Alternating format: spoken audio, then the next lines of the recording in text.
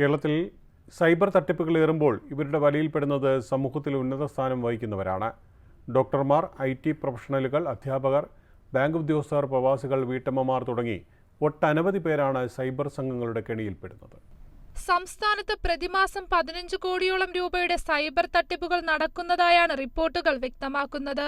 കഴിഞ്ഞ വർഷം മാത്രം 201 കോടി രൂപയാണ് കേരളത്തിൽ നിന്നും സൈബർ തട്ടിപ്പ് സംഘങ്ങൾ കൈക്കലാക്കിയത്. സൈബർ തട്ടിപ്പുകൾ ഏറുമ്പോൾ ഇവരുടെ വലയിൽപ്പെടുന്നത് സാധാരണക്കാരോ നിരക്ഷരരോ അല്ല എന്നതാണ് ഏറെ ശ്രദ്ധേയമായ വസ്തുത. സമൂഹത്തിൽ ഉന്നത സ്ഥാനം വഹിക്കുന്നവരാണ് കെണിയിൽപ്പെടുന്നതിൽ ഭൂരിപക്ഷവും. 5 മാസത്തിനിടെ കേരളത്തിൽ തട്ടിപ്പിന് ഇരകളായത് ആകെ 1103 പേരാണ്. ഇവരിൽ 55 ഡോക്ടർമാരും 93 IT പ്രൊഫഷണലുകളും ഉൾപ്പെടുന്നു. ഈ വർഷം ഇതുവരെ ഓൺലൈൻ തട്ടിപ്പിന് ഇരയായവരിൽ 327 സ്വകാര്യ സ്ഥാപനങ്ങളിലെ ജീവനക്കാരും 123 വ്യാപാരികളും ഉൾപ്പെടുന്നു. 60 സർക്കാർ ഉദ്യോഗസ്ഥരും 83 വിരമിച്ച ജീവനക്കാരും 93 വീട്ടമ്മമാരും 80 വിദേശ മലയാളികളും ഇതുവരെ തട്ടിപ്പിനിരയായിട്ടുണ്ട്.